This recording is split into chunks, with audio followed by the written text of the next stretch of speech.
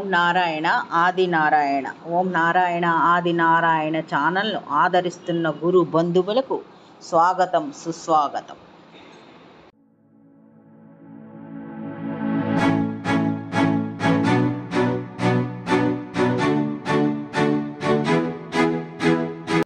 ఓం నారాయణ ఆది నారాయణ. ఓం శ్రీ భగవాన్ వెంకయ్య స్వామి. నేను ఆశ్రిత జనరక్షకుడు, దీనజన బాంధవుడు శ్రీ భగవాన్ వెంకయ్య స్వామి వారి పాద పద్మములకు నా ప్రణామం.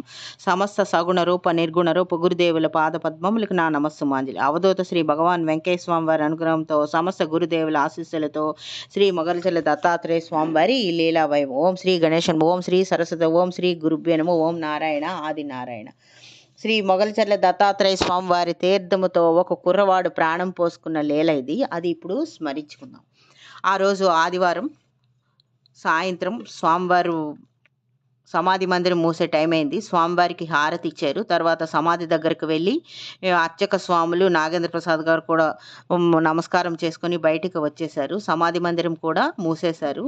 నాగేంద్ర ప్రసాద్ గారు ఇంటికి వెళ్దామని ద్వారం దగ్గరికి బయటికి వచ్చారు. సరిగ్గా అదే సమయంలో అక్కడికి ఒక ఆటో వచ్చి ఆగిందనమాట.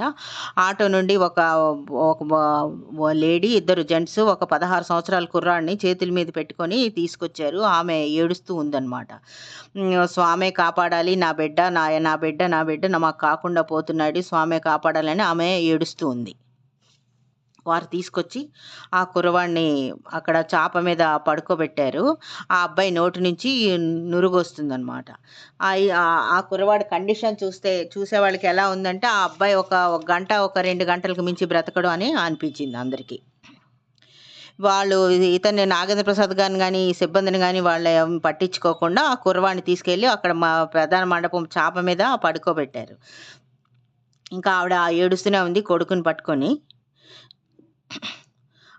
నాగేంద్ర ప్రసాద్ గారు వాళ్ళ వివరాలు కనుక్కుందామని వారి దగ్గరకు వెళ్ళారు. ఏమైంది అని అడుగుదాము, వాళ్ళ వివరాలు కనుక్కుందామని వెళ్ళారు. అప్పుడు అతను ఇలా చెప్పాడు.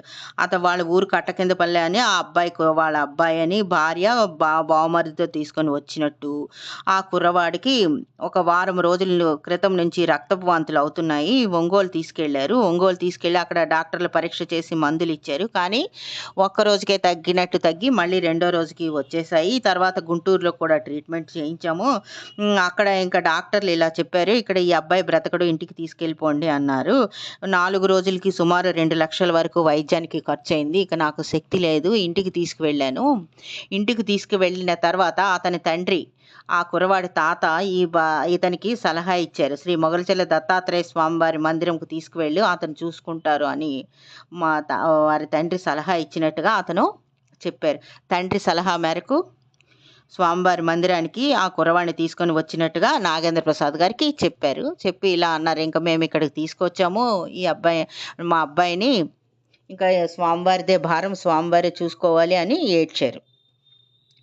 ఇంకా అది విన్న వాళ్ళకి కూడా ఏమీ చేయడానికి ఏమీ లేదు కదా. దాంతో వాళ్ళు చెప్పారు, ఇది ప్రధాన మండపంలో కాదు, ఇంకో వేరే చోట మీరు ఈ అబ్బాయిని పడుకోబెట్టండి అని చెప్పి వెళ్ళిపోయారు. వాళ్ళు అదేవిధంగా కుర్రాడినేమో రెండో మండపంలో పడుకోబెట్టారు చాప వేసి. తెల్లవార్లు తల్లి, తండ్రి, కుర్రవాడి మేనమామ అంతా అక్కడ కుర్రవాడి దగ్గర అలా ఉన్నారు. మరుసటి రోజు 8 అయింది. 8 అయ్యేటప్పటికి అబ్బాయిలో కొంచెం కదలిక వచ్చింది. కళ్ళు తెరిచాడు. నోటి నుంచి వచ్చే నొరగ కూడా ఆగిపోయింది. ఆ అబ్బాయి నోటి నుండి వచ్చే నొరగ.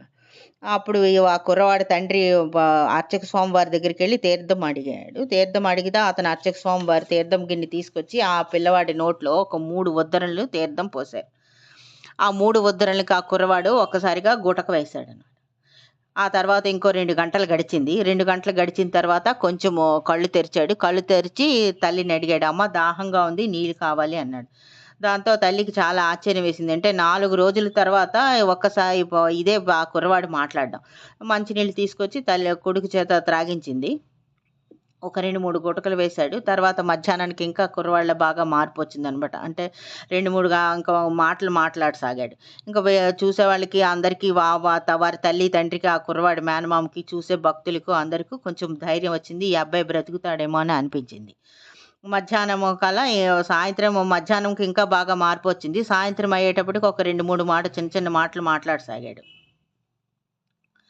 మరుసటి రోజు ఉదయానికల్లా లిక్విడ్స్ తీసుకోవడం మొదలుపెట్టాడు. వాంతులు కూడా అవ్వలేదు. ఇంకా అలా ఒక చిన్న చిన్న అడుగులు వేయడం అలా చేయడం. ఒక వారం రోజులకల్లా ఆ అబ్బాయి మందిరం చుట్టూ ప్రదక్షిణలు చేసే చేయసాగాడనమాట. ప్రదక్షిణలు చేసే శక్తి ఆ కుర్రవాడికొచ్చింది.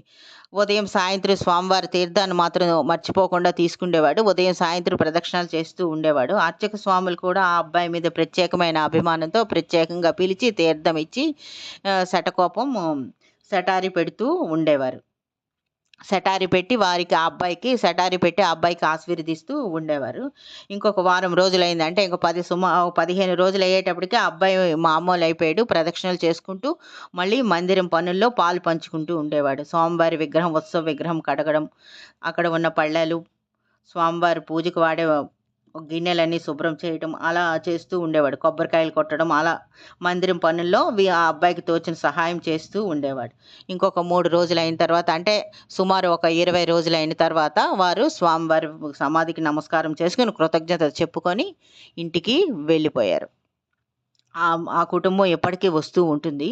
ఎప్పుడు వచ్చినా వాళ్ళు ఇలా చెప్తూ ఉంటారు. స్వామివారి తీర్థం పడిన తర్వాతే మా అబ్బాయిలో మార్పు వచ్చింది. మా కుటుంబం మొత్తం ఇక్కడ స్వామివారి మందిరంలో ఊడిగం చేసిన స్వామివారి రుణం తీర్చుకోలేము అని వచ్చిన ప్రతిసారి వాళ్ళు గుర్తు చేసుకుంటూ అందరికీ చెప్తూ ఉంటారు. ఆ కుర్రవాడు కూడా చెప్తాడు, మా తాతయ్య ఇచ్చిన సలహా ప్రకారం నన్ను ఇక్కడికి తీసుకొచ్చారు.